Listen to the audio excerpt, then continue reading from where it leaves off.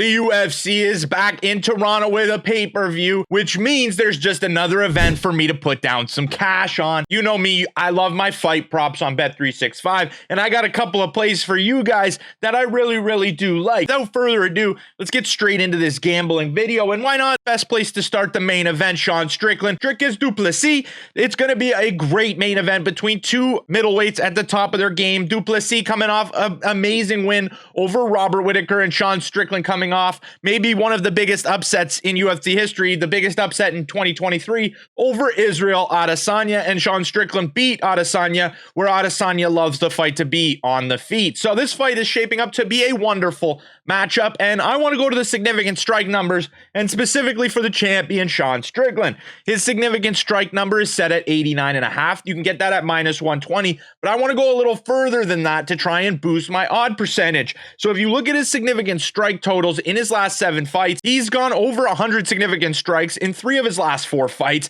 and 5 of his last 7. If you look at the 100 significant strikes for Sean Strickland this weekend, you're getting it at +260 against Dricus du Plessis, who we know he can finish opponents like he did with Robert Whittaker, but Sean Strickland's a tough guy to finish. Jared Cannonier couldn't finish him. Jack Hermanson, Uriah Hall, Imavov, Adesanya, and in all of these fights, Sean Strickland's going over 100 significant strikes, so at +260, the value there is ridiculous for me. Now, this fight does flip to plus money when you get to 3.5 rounds. So speculation is this fight's not going to go to the 4th and 5th rounds, which we might need to get Sean Strickland over 100, but he can hit 100 in 3 rounds. So I love this play on Sean Strickland. I also had a play on du Plessis way earlier in the month. I took du Plessis when he was around +110. I knew that line was going to shift a little bit as fan favorite Sean Strickland's going to get some money. The ones that are laying big cash, I think they're going du Plessis in this fight. I think they look at the Adesanya fight as a little bit fluky, even though it was a dominant performance. And if Strickland can beat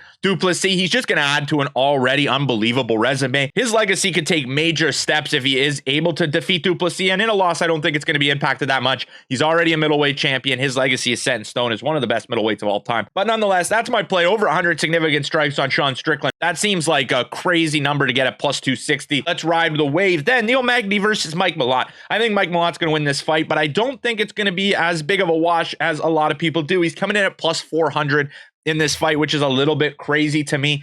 And they're disrespecting Neil Magny a little bit here. Neil Magny is coming in with a line of 26.5 on significant strikes for the total of the fight. That is way too low for me not to play. I get it. The sports books have done their research on this number. Neil Magny against Shavkat, that went 2 rounds. He only landed 11 significant strikes. Against Gilbert Burns, he was subbed in the first round. It went 4 minutes. Neil Magny only lands 4 significant strikes. Neil Magny doesn't land a lot of significant strikes, so I get why the line is where it is, but I do think this fight can go maybe a couple minutes. Like, even look at the Ian Gary fight. The Gary fight went 3 rounds, 15 minutes, and Neil Magny landed 27 significant strikes. So we're going to be cheering for some leg kicks and stuff like that. Neil Magny, I think he can hit this number. 26.5 just seems way too crazy for me not to play. I might take a look. If you want to get a little bit more risky and you think this fight might go a little longer, Malott's not going to be able to get him out of there, you could probably go up to 50 or more for Neil Magny is +600, which seems a little bit ridiculous to me. I might make a little bit of a play there, because if we go back when he fought Max Griffin, he landed 54 significant strikes. When he fought Jeff Neal, who is a knockout specialist, he landed 55 significant strikes. Robbie Lawler 62.